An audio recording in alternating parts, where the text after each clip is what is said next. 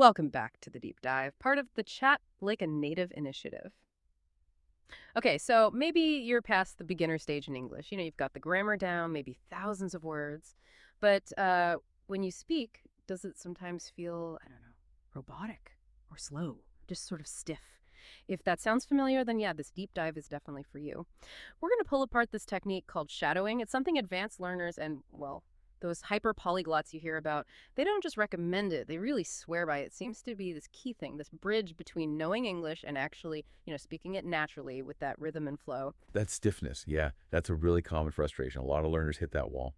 And it often comes down to a gap in how we practice. You know the words, but maybe not the music of the language. What linguists call prosody, the stress, the rhythm, the pitch changes. It's huge. So our mission today is basically to give you a clear map, a step-by-step guide to using shadowing effectively. And we'll look at how modern tools can help so you can finally break through that fluency barrier. Okay, so shadowing, in simple terms. You listen to someone speaking English, right? Or recording. And you repeat or kind of echo what you hear almost instantly, like with hardly any delay. The goal isn't just copying words, not at all. You're actively training your mouth, your brain, everything to mirror the native speaker's whole sound, the ups and downs, the speed. It's honestly one of the fastest ways to build automaticity, making your speech just happen without thinking so hard. Right, automaticity. So this core idea, simultaneous speech. I know Alexander Argall has really pushed this method, but it sounds incredibly difficult, doesn't it? Trying to speak exactly as someone else is speaking right at the same time. Isn't that, potentially really hard, maybe even a bit demoralizing for learners? Oh, it is difficult, no doubt about it. But Right. that difficulty is precisely why it works so well. You're not aiming for perfection straight away. That's not the point initially. You're basically forcing your brain to process the input and produce the output super fast. And the great thing about shadowing is it develops several crucial skills all at once. You don't have to isolate them. How does that work? What's actually happening mechanically while we're maybe feeling a bit silly talking along with the recording? Okay, well, first, you're building pronunciation and muscle memory. Seriously. Your mouth, your jaw, your tongue, they're physically learning the movements. It's like athletic training, but for the muscles you use to speak English. You practice those tricky sound combinations until they feel natural. Ah, so the body learns the moves, kind of, even before your brain fully analyzes the grammar or whatever. Exactly. And second, you're internalizing intonation, rhythm, and prosody. The music, remember. You start to naturally pick up on where the pitch should rise or fall, which syllables get stressed, and crucially, how native speakers link sounds together between words. That connected speech that makes want to sound like wanna. Hmm. That linking is absolutely key for sounding smooth and fluent. And the big one, I guess, is this constant mimicry building automaticity, that magic state where you stop translating in your head first. You're training your brain to just react instantly, cutting down that mental lag that causes pauses and, well, stiffness. Okay, and if we can achieve that automaticity, what's the real proof it's working? We should definitely circle back to that near the end. It's a great point. Good idea. Now, it's also worth knowing that shadowing isn't just like one single activity. There are different ways to approach it. The main one, the default, is active shadowing. That's where you're fully tuned in, really trying hard to match everything, pitch, speed, the way they say the words. Right, but sometimes you can't really, talk out loud over audio. Maybe you're on the bus or something. Exactly. And that's where passive shadowing, Mm-hmm. or sometimes called sub-shadowing, is useful. It's much lower intensity. You might just whisper along, or even just mouth the words silently. It keeps that input flowing and reinforces the patterns, even when you can't practice fully. And I guess the mode that probably leads to the most solid improvement involves getting feedback, right? Some accountability. Yes, absolutely. That's co-shadowing. That means practicing with someone else, maybe a language partner, or, and this is exciting, using AI tools for instant feedback. Because getting feedback is vital. It stops you from practicing mistakes until they become permanent bad habits. Okay, let's get into the practical side then. The workflow. You mentioned choosing the right material is foundational. Why is that so critical? You can't just grab any audio. No, definitely not. Because if the audio is way too hard or too long or unclear, you're not really learning. You're just making noise, basically. Your material needs to sound natural, yes, but critically, it should be short to start with. And you absolutely must have an accurate transcript. I see people sometimes try to shadow like a whole movie scene with fast overlapping dialogue. Is that just setting yourself up to fail? Pretty much, yeah. Especially at the beginning. Unscripted stuff is often too fast, too dense. Start small. Short podcast clips, maybe clear interviews. Even scripted TV monologues can be good, like under 2 minutes. You need that text to connect the sound to the words. Oh, and a neat trick is using tools like YouGlish. You can find short, real examples of phrases you want to practice, and then loop that audio. Okay, good tip. So let's say we found our perfect short clip. We have the transcript. What are the actual stages? How do we work through it? Stage 1 you mentioned, listen only. Right. First, just listen. Put the transcript away. Don't speak. Right. Just really tune into the music. Notice the rhythm, the pauses where the emphasis falls. Just absorb it. Okay, absorb the sound. Then stage 2, shadow while reading the English translation. That seems counterintuitive. Why the translation?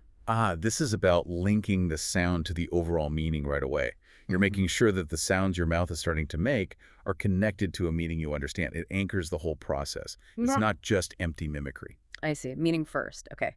Then stage 3, shadow while reading the target language transcript. This sounds like where the real work starts. This is a big step, yeah. You play the audio, you follow along with the English text, Right. and you actively try to match everything, not just the words, but the speed, the pitch, and really listen for those natural shortcuts native speakers use, like gonna for going to, or have to for have to, those reduced forms. Right, the messy bits of real speech. Okay, and then the final leap, stage 4, pure shadowing without the transcript. Exactly.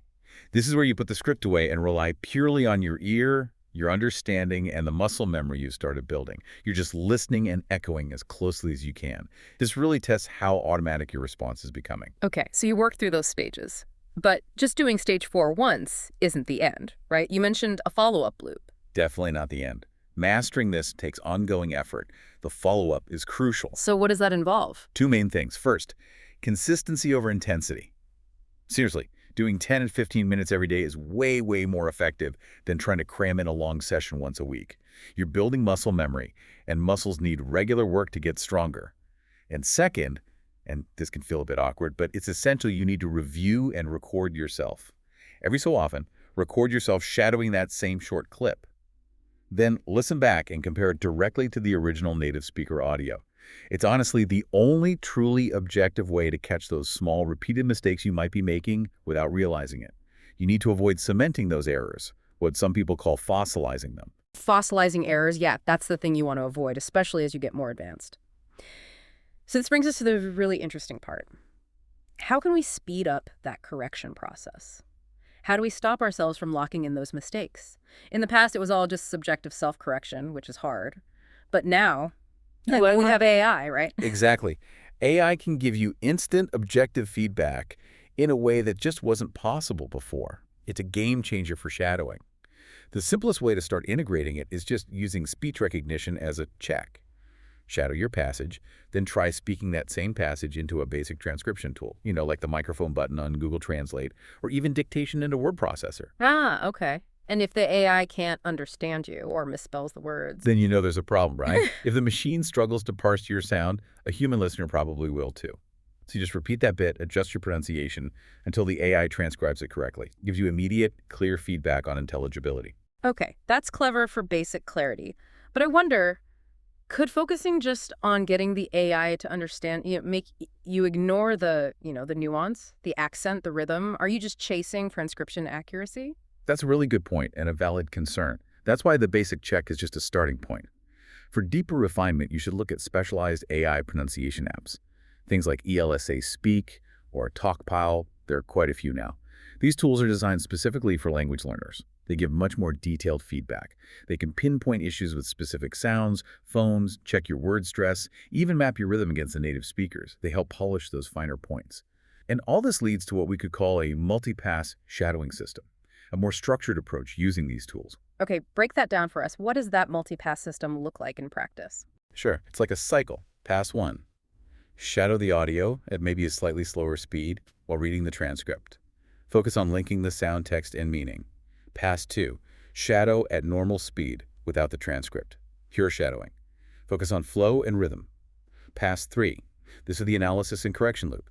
Record yourself doing pass 2. Get feedback maybe from a basic transcription tool, maybe from a dedicated pronunciation app. Identify your weak spots, work on them specifically for a moment, then immediately repeat pass 2, trying to implement the correction, then repeat pass 3. That sounds really systematic and effective. But we shouldn't forget the human side either, right? You mentioned co-shadowing with actual people. That must have benefits AI can't replicate. Well, absolutely.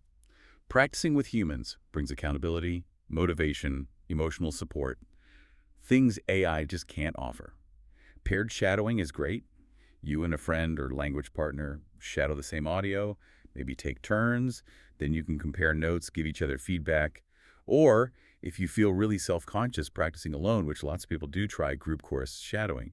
If you practice in a small group, all shadowing the same audio together, it kind of lowers the pressure. Everyone sounds a bit silly together, like a choir warming up. It normalizes that awkward beginner phase. Yeah, that makes sense. It tackles that big psychological hurdle, doesn't it? That feeling of awkwardness standing alone, mimicking someone. It's huge. The key is really to normalize the silly stage. Except that sounding awkward is just part of the process, like learning any physical skill. Definitely start in private, maybe with headphones on. And critically, lower the stakes at first. Begin with really short, simple dialogues you already mostly understand. Don't jump into tongue twisters on day one. And track your progress, even tiny improvements. That positive self-talk really helps you stick with it. Okay, so normalize the silliness. Start small. What about common mistakes? If someone is doing their 15 minutes a day, what are the pitfalls that could still trip them up? Number one, easily, is choosing content that's too difficult. If you're constantly stopping because you don't understand the words, you're breaking the flow completely. Shadowing works best when you already understand, say, 90% or more of the content. It's about the sound and rhythm, not primarily vocabulary acquisition. Right, comprehension needs to be there first. What about how long you practice each time? Is more always better? No, definitely not. Shadowing is mentally demanding work. Shadowing too long in one go, like trying to do 30 minutes or more, usually just leads to fatigue. You get sloppy, you stop paying attention. Short, focused, intense bursts are much more effective. 15, maybe 20 minutes max is plenty for one session. And I bet another big trap is focusing too much on saying each word perfectly clearly, like you're reading a list. Oh, massive trap, yes. Yeah. You have to resist that urge.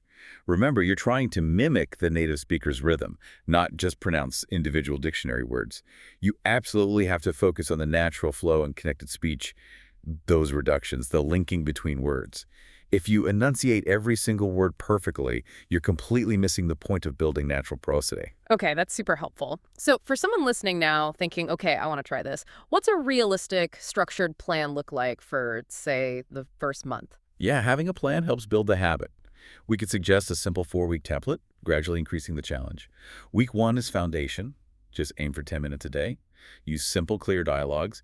Keep the transcript visible while you shadow. The only goal is getting comfortable with the process and trying to match the basic speed. Okay, 10 minutes, simple stuff, transcript on. What about week 2? Week 2, let's call it pace and movement. Increase to maybe 12 minutes daily. Try moving from basic dialogues to slightly longer bits, like short monologues or clear speeches. And here's a good addition. Try shadowing while doing something physical, like walking or folding laundry. Connecting movement can actually help embed the physical aspects of pronunciation. I like that, making it active, less like homework. Exactly. Then week 3, increase difficulty. Push it to 15 minutes.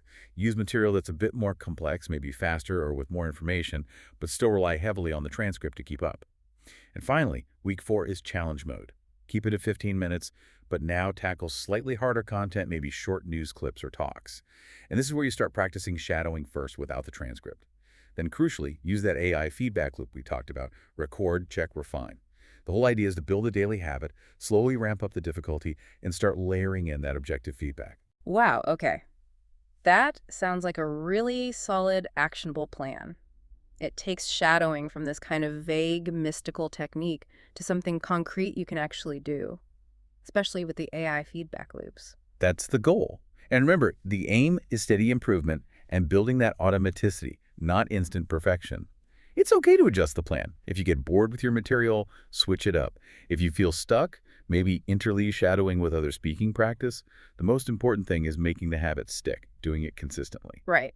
And this brings us back to that ultimate measure of success we hinted at earlier. For you listening, here's the thing to really watch out for. The sign that shadowing is truly transforming your fluency. It's when you start pre-speaking. Pre-speaking, right. What exactly does that feel like? How do you know it's happening? It's this amazing moment where your mind actually starts anticipating the words, the sounds, the intonation pattern, even the sentence structure, before the native speaker in the audio even finishes saying it. You're not just echoing anymore. Your brain is predicting the flow, the rhythm, the likely next words, just milliseconds ahead of the sound. That's the real breakthrough. So we challenge you, as you practice shadowing consistently, start noticing when does that feeling of pre-speaking begin, because that moment signals a huge leap. It shows you've genuinely moved beyond just knowing English, and you're starting to internalize it to really, well, chat like a native. So maybe start with week 1 today.